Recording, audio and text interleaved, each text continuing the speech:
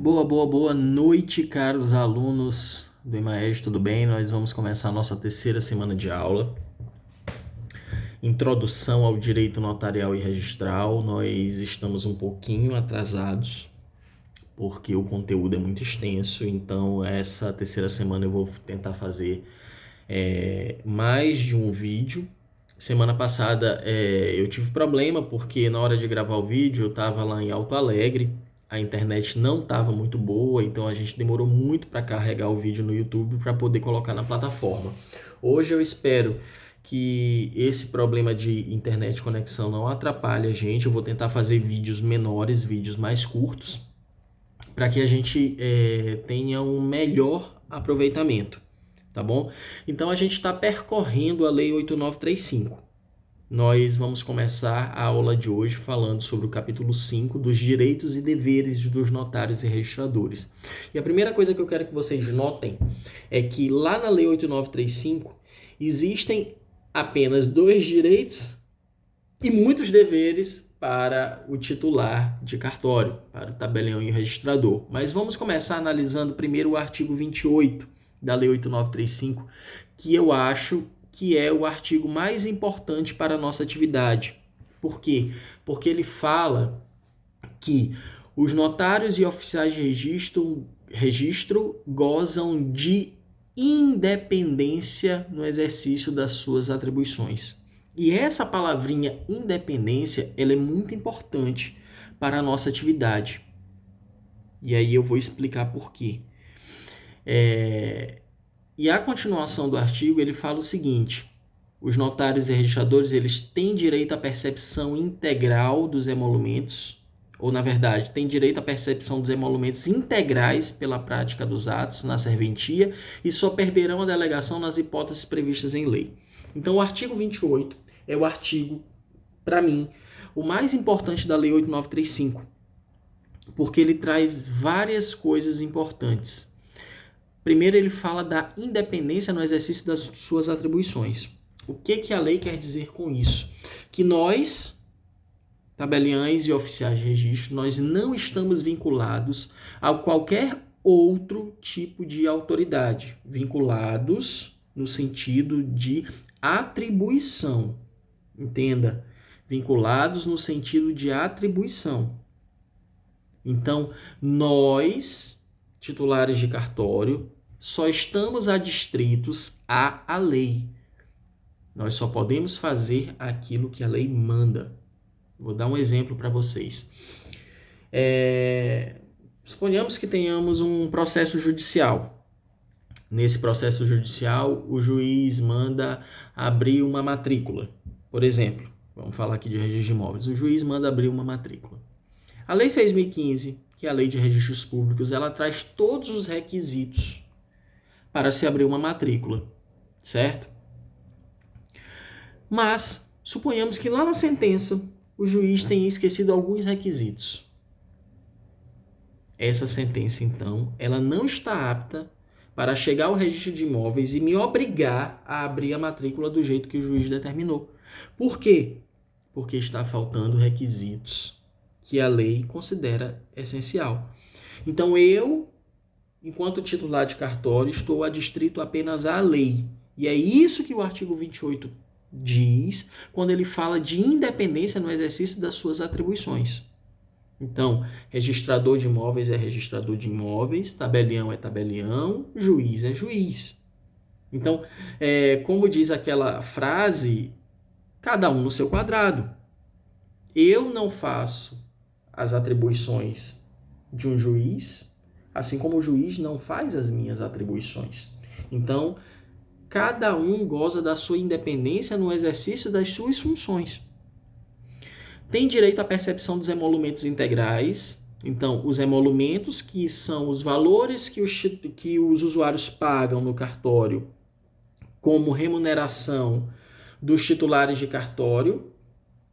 Esses valores são tributos. O Supremo Tribunal Federal já decidiu que são tributos com natureza de taxa. Por quê? Porque é um valor que o usuário paga em contraprestação a um serviço que é colocado à disposição dele ou efetivamente feito.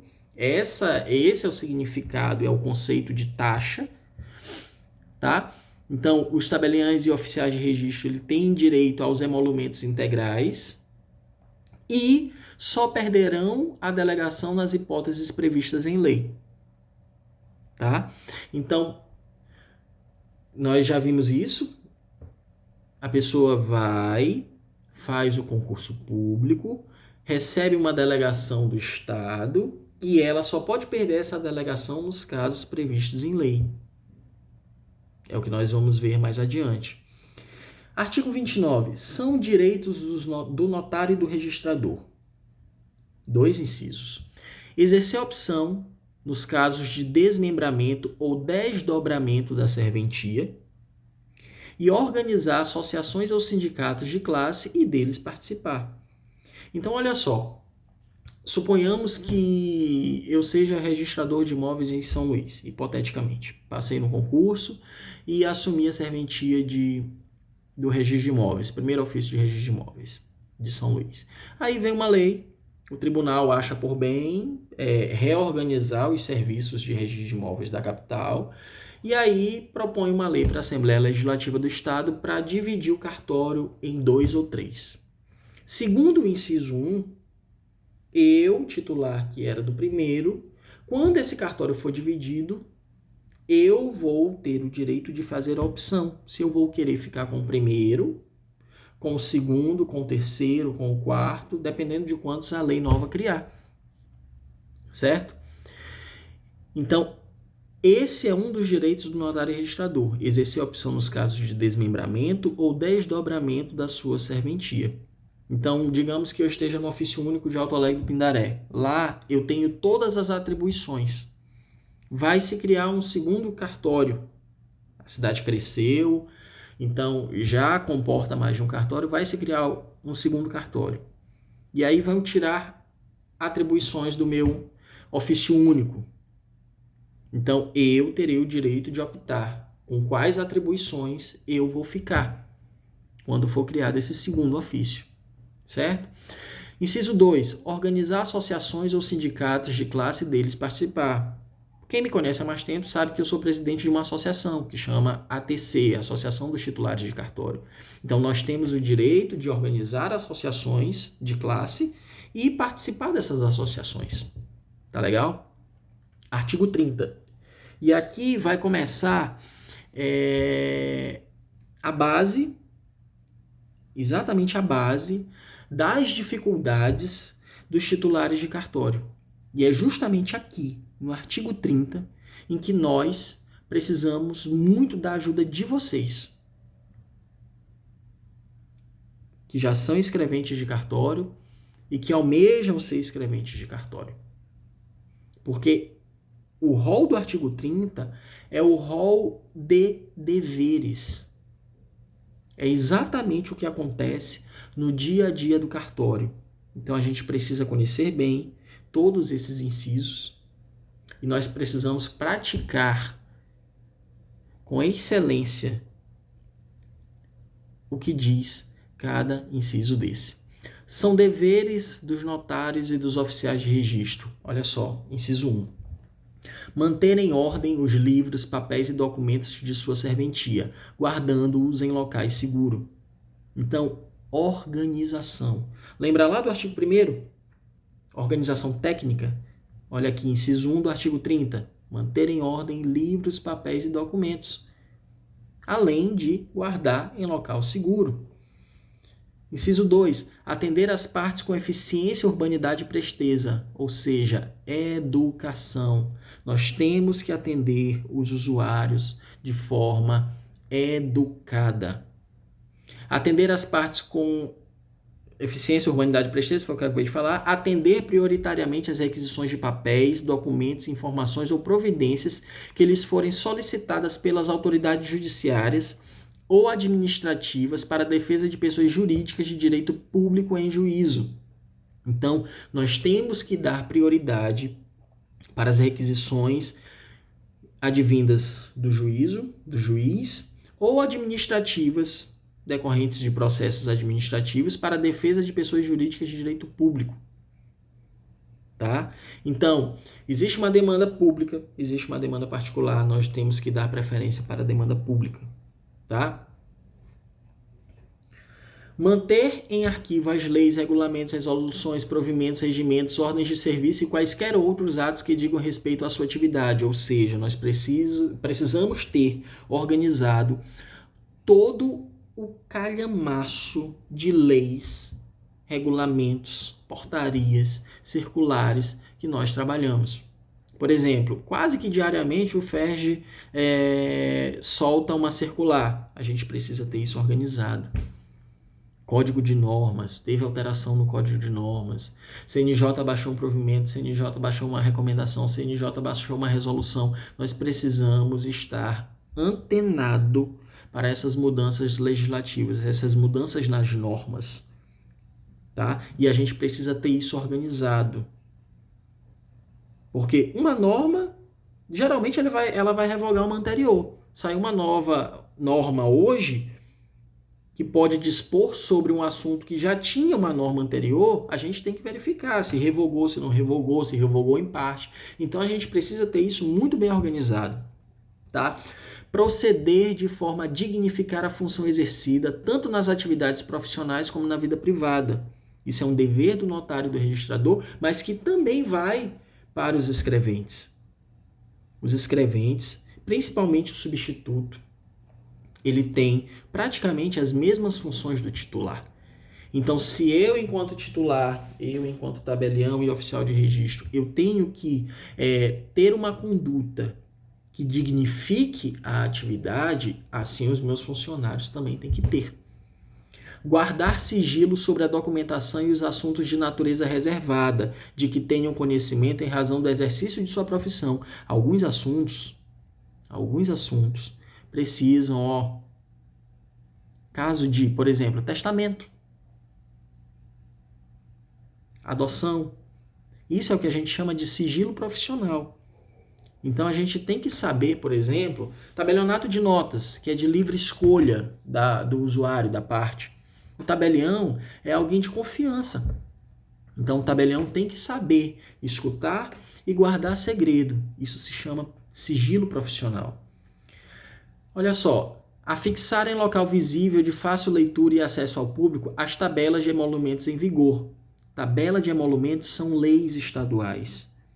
Então o usuário ele precisa saber exatamente o que está sendo cobrado dele, para ele poder pagar e saber que ele está pagando correto. Então, a Lei 8935 ela nos obriga a colocar a tabela de emolumentos afixada lá, de forma visível, de forma clara, para que o usuário saiba exatamente aquilo que ele está pagando. Observar os emolumentos fixados para a prática dos atos de seu ofício, ou seja, não cobrar acima da tabela. Nós não podemos cobrar atos que não estejam na lei e nós não podemos cobrar atos acima da tabela, com valores que não estejam na tabela. Nós só podemos fazer, enquanto agentes públicos, aquilo que a lei determina, aquilo que a lei manda, tá? Dar recibo dos emolumentos percebidos, ou seja, praticou um ato, emitiu o recibo, praticou um ato, emitiu um recibo.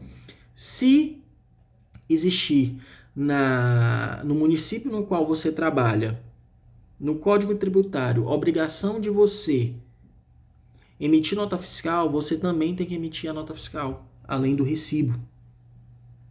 Tá legal? Isso é uma coisa que eu descobri há pouco tempo.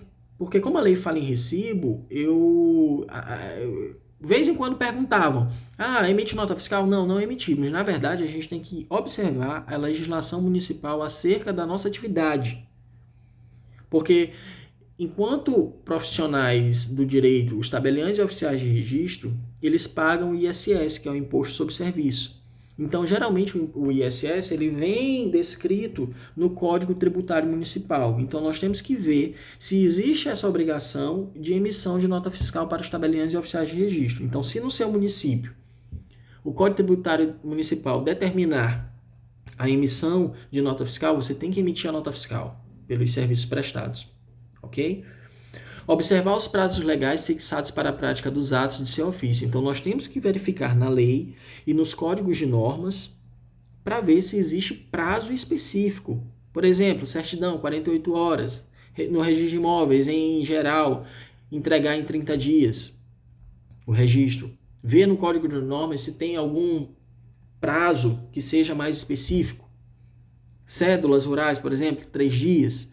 Então, nós temos que observar os prazos fixados em lei. Fiscalizar o recolhimento dos impostos incidentes sobre os atos que devem praticar. Ou seja, nós somos fiscais de tributos também. Então, quando nós lavramos, por exemplo, uma escritura de compra e venda, nós temos que observar se foi recolhido o imposto de transmissão, que é o ITBI. Lá no registro, se o tabelião de notas não observar na escritura que foi recolhido o imposto, quando ele for registrar a escritura, o registrador de imóveis também tem que verificar se foi recolhido o ITBI. ITBI, ITCMD.